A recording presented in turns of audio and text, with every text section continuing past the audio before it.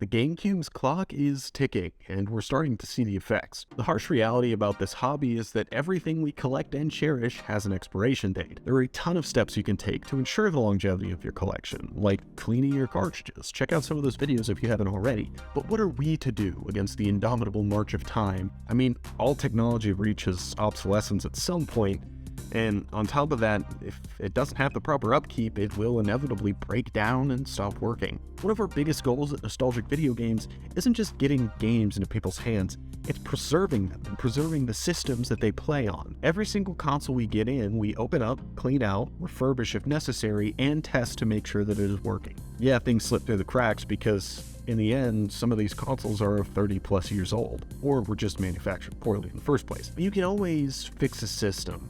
What happens when a game stops working? Well, if you watched our video about sort of the journey of a used game, most discs we can toss into a polisher and get it working again. But not everything can be polished. But why is it that we're still playing 40-plus-year-old Atari 2600 cartridges, but discs from the GameCube that's just now over 20 years old are dying? With cartridges, you can scrub down the pins or swap out a RAM chip and get it working again. But there are some discs that you just can't polish. One of those being GameCube. When joining the world of disc-based video games, Nintendo opted for these, the little mini discs, instead of the standard full-size that were cheaper and easier to manufacture, as well as much easier to bootleg. That was Nintendo's concern, so they decided to opt for something a bit more proprietary. But these little buggers have been really difficult. We see a lot of games move through Nostalgic, and I mean a lot. And so we see a lot of GameCube games. Unfortunately, most of them look like this. Just like most games that were owned and played by kids, they're super scratched up. But the thing is, with these discs, sometimes they can look like they've been drug across the driveway and still play perfectly fine. Other times, they can look pristine and not play at all. This copy of Shadow the Hedgehog works. It's been tested even though it looks that scratched up, but this copy of NFL 2K3, you can see it looks alright. Yeah, there's some scratches and smudges, but you can see that all this compound around the middle, that means that this has been polished, and big surprise, it didn't work. In our experience at Nostalgic, taking one of these games and putting it into our industrial polisher will usually destroy it. Maybe 1 out of 10 GameCube games that we polished actually works at the end of it. And because of this, we've tried lots of different ways to try and polish, taking out certain steps, only doing the finer grits, but still, a lot of these discs just don't buff out.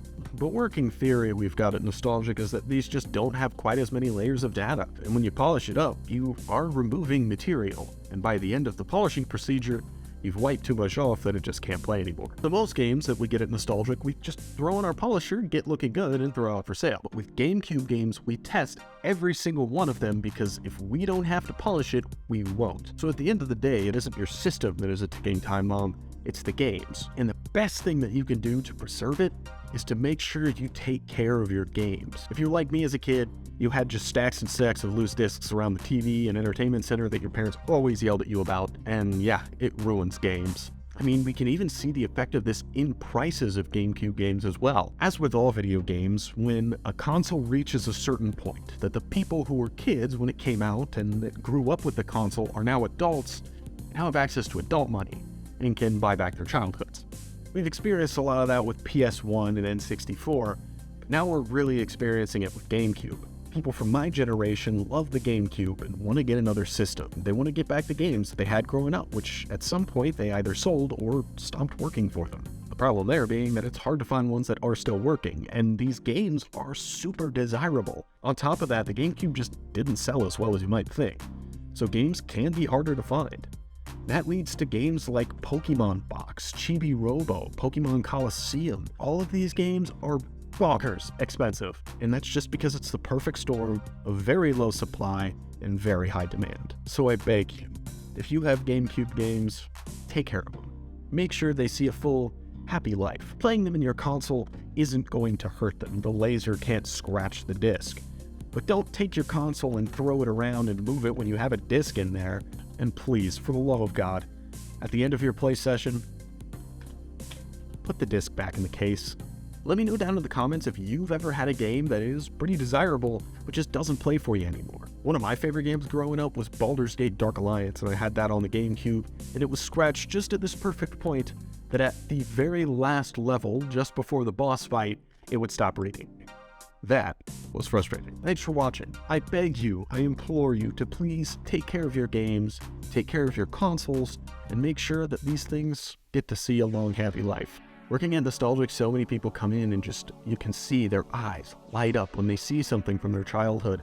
And GameCube and N64 are two of the consoles that I see that the most with. I see it a lot with Atari and NES, of course, but the amount of passion behind those who love the GameCube and N64 is just unparalleled. So now it is up to you to stop the GameCube from dying. Thanks for tuning in to Nostalgic Video Games, and I'll see you next time.